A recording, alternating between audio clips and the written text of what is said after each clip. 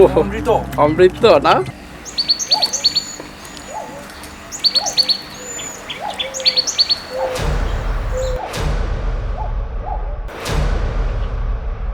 আসসালামু আলাইকুম। পবিত্র ঈদ উল ফিতরের শুভেচ্ছা জানাচ্ছি সবাইকে। আশা করি স্ব অবস্থান হতে যে যেখান থেকে দেখছেন সবাই ভালো আছেন। আমরা বড় পাতিলে বাবুর্চিদের বিভিন্ন রান্নার কৌশল দেখিয়েছি। যেহেতু আমরা বেশিরভাগ মানুষই পরিবারের জন্য রান্না হোক, ব্যাচেলারদের জন্য রান্না হোক, কম পরিমাণে রান্না করি। আজকে দেখাবো বাবুর্চি দিয়ে ছোট পাতিলে মাত্র 3 কেজি মুরগির রোস্ট রান্নার কৌশল। বাবুর্চি কী কী মশলা ব্যবহার করেন, কী পরিমাণে মশলা ব্যবহার করেন, এবং রান্নাটাও বিয়েবাড়ির বড় পাতিলের মতো মজাদার হয়। আজকে 3 কেজি মুরগির রোস্ট রান্না মশলার নাম ও পরিমাণ ডেসক্রিপশন বক্সে দেওয়া আছে, এবং পুরো রান্নার নিয়ম কিন্তু ভিডিওতে বলা আছে। চলুন দেখতে থাকি পুরো ভিডিওটি।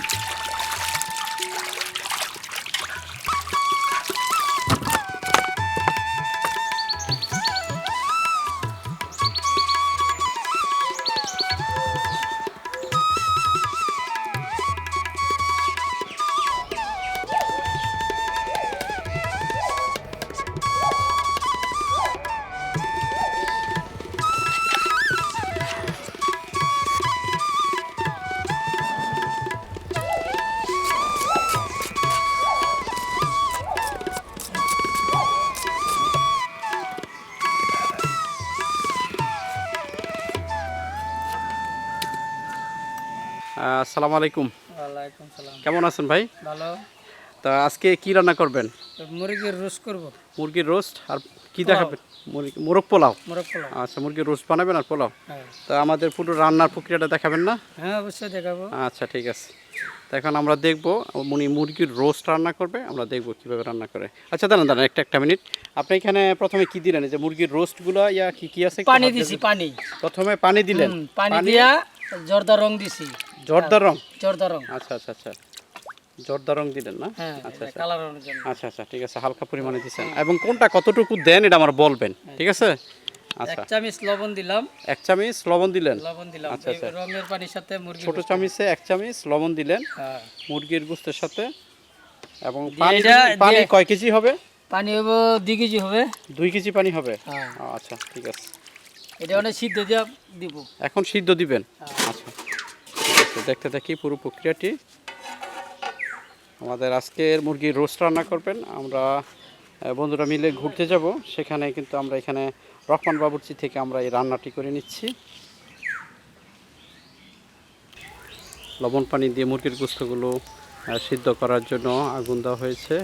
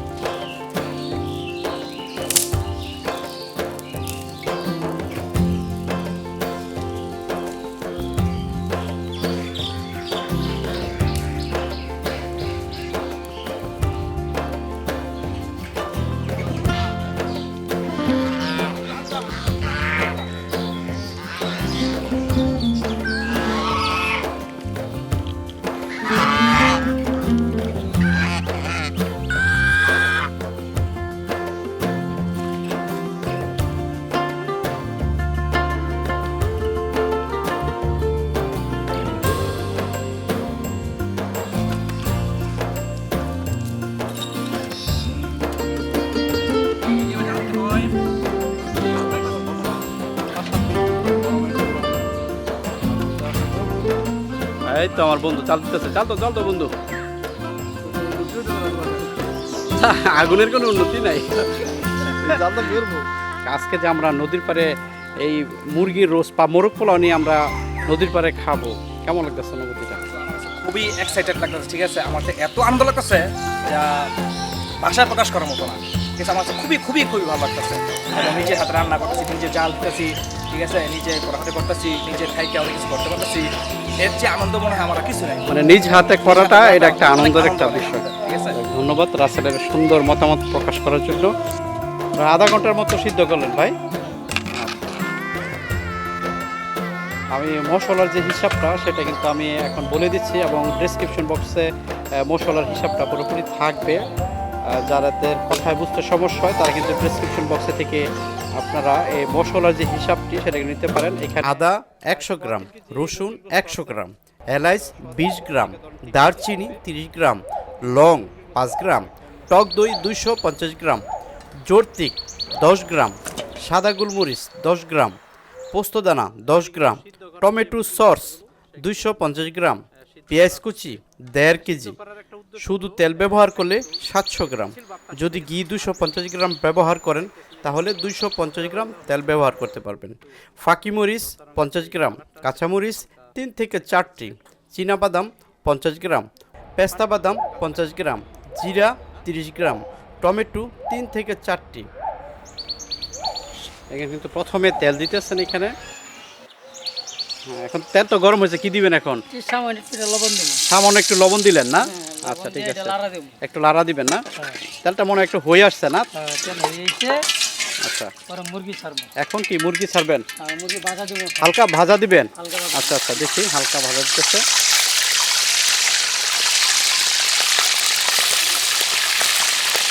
কাজ করি।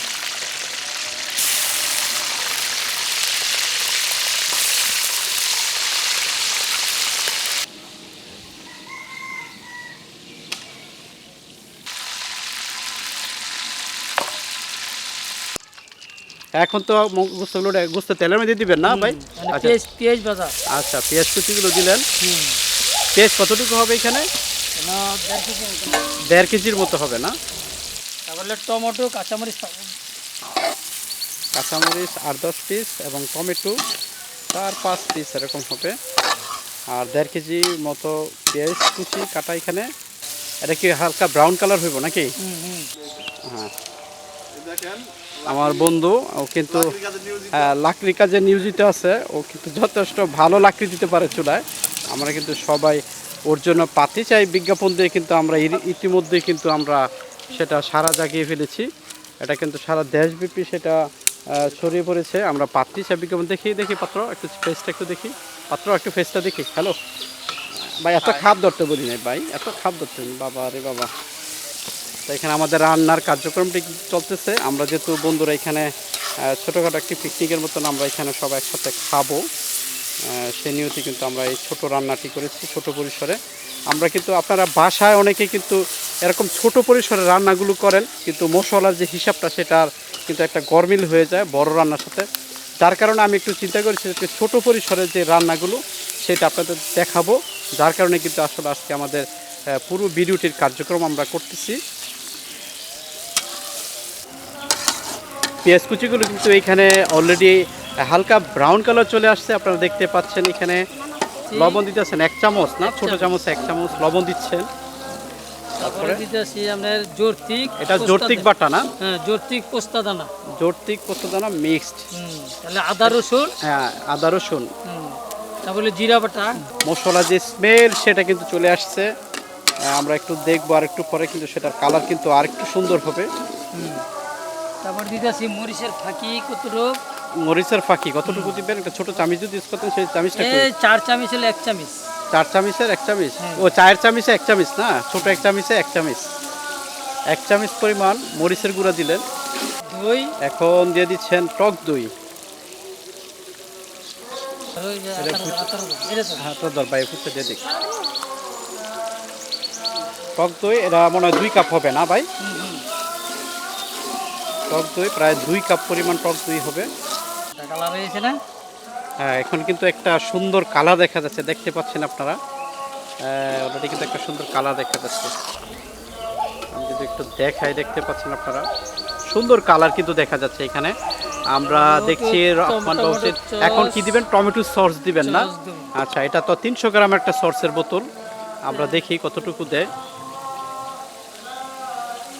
এতটুকুই লাগবে না আরো লাগবে? আরো লাগবে না? হ্যাঁ, আচ্ছা 50 গ্রাম হবে দিছে উনি, এটা হয়তো আর পরে দিবে উনি। 50 গ্রাম পরিমাণ দিয়ে উনি কিন্তু মশলার সাথে মিশ্রণ করে দিচ্ছেন। আপনারা দেখতে পাচ্ছেন অলরেডি কিন্তু একটি মৌ সুগন্ধি চলে আসছে। হ্যাঁ, মশলার যে সংমিশ্রণ এটা কিন্তু মশলার যে সেন্ট সেটা কিন্তু অলরেডি নাকে সুরসুরি দিচ্ছে। চমৎকারভাবে উনি এই মশলার মিশ্রণটা করেছেন। এখন মুরগিগুলো মশলার সাথে মিক্স করবেন না, আপনারা দেখতে পাচ্ছেন এখন কিন্তু মুরগির গোস্তগুলো কিন্তু মশলার সাথে মিশ্রণ করে দিচ্ছেন। ঠিক আসলে অল্প পরিসর দেখে উনি কিন্তু নাড়াচাড়ার সমস্যা হচ্ছে। আমি কিন্তু সেটা বাবুর্চি দিয়ে করানোর একটাই উদ্দেশ্য, আমরা যেহেতু পরিবারের ছোট পরিসরে রান্নাগুলো করি সেটা যাতে আমরা বাবুর্চি স্টাইলে রান্নাগুলো করতে পারি, যার কারণে কিন্তু আমরা সেইভাবেই কিন্তু রান্নার পরিচালনটা করতেছি। আপনারা দেখতে পাচ্ছেন একটু ছোটো কড়াইতে কিন্তু হওয়াতে কিন্তু ওনার এটাকে হাতলটারে কী বলে এটার নাম হাতা বলে না, ও হাতা দিয়ে কিন্তু কড়াইতে নাড়তে কিন্তু ওনার প্রবলেম হচ্ছে। উনি বলছেন যে আসলে বড় কড়াই লাগে, কিন্তু আমরা যেহেতু ছোটো পরিসরে রান্নাগুলো করেছি, যে বিশেষ করে পরিবারে কিন্তু এরকম ছোট পরিসরে রান্নাগুলো বেশিরভাগ সময় হয়। রান্না হয়ে গেল? আর রসুন দিয়েছে অনেক উপরে এটা মিক্স করে ও আচ্ছা আচ্ছা, এটা মিক্স করে সস দিবেন না?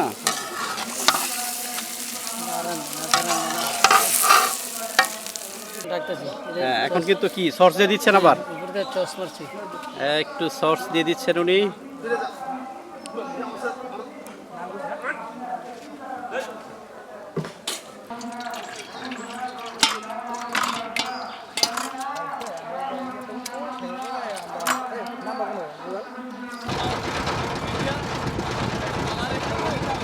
সম্পূর্ণ কিন্তু প্রাকৃতিক পরিবেশে আমাদের খাওয়া দাওয়ার সিস্টেমগুলো। আমাদের মজজ ভাই কেমন হয়েছে পিয়াটা পোলাওটা? কেমন হয়েছে? পুরাই জোস না? পুরাই জোস হয়েছে বন্ধু। সব তো আছে না?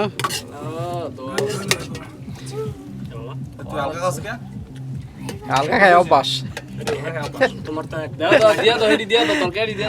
হালকা খাই অভ্যাস অনেক খাই। হয় তো চামিচ এই যে দেখো না, এক চামিচে সব হইব। আমরা তো চামিচ আনতে ভুলে গেছি।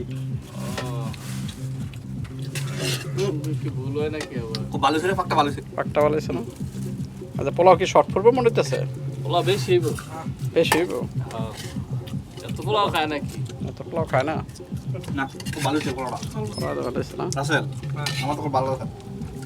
যাক,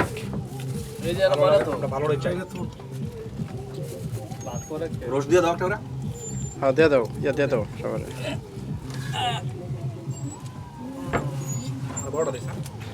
আর বড়টা দিও, রাসেল বড়টা দিও।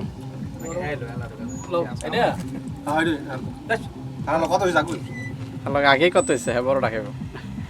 ডিম দিয়ে দাও সবার এক পিস করে, ডিম দিয়ে দাও। ডিম আছে? হ্যাঁ সবার এক পিস ডিম দিয়ে দাও। ডিম খাও তুমি? ভাই রাসেল দেখি কি অবস্থা। ভাই রাসেল কি অবস্থা দেখি, দেখি কি খানা খাই বলে ভালো লাগতেছে, খুব ভালো লাগতেছে, মুখ যে চলে রে ভাই। এই যে একটা রোস্ট, এই যে খামু। ও বাবা, দেখি। ও কেমন বন্ধু? অমৃত না? আচ্ছা বন্ধু ডালিম কেমন হয়েছে? চমৎকার না? সবাই খাওয়ার জন্য সবাই কিন্তু প্রায় রেডি, আমাদের খানা পিনা রেডি আছে দেখতে পাচ্ছেন।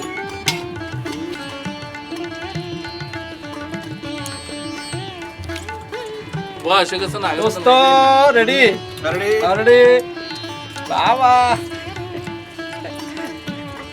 ভাই রান্না বান্না কেমন হয়েছে? আলহামদুলিল্লাহ ভালো হয়েছে। আলহামদুলিল্লাহ ভালো হয়েছে না? তো আমার খানা ওইখানে সম্পূর্ণ রেডি আছে, আমি আমি খাবো। এখানে সম্পূর্ণ কিন্তু নদীর ভিতরে আমরা এখানে খাওয়ার যে ইন্তজামটা হয়েছে নদীর ভিতরে। পরবর্তীতে নতুন কোনো ব্লগ নিয়ে আবারও হাজির হব। সবাই ভালো থাকবেন। আসসালামু আলাইকুম।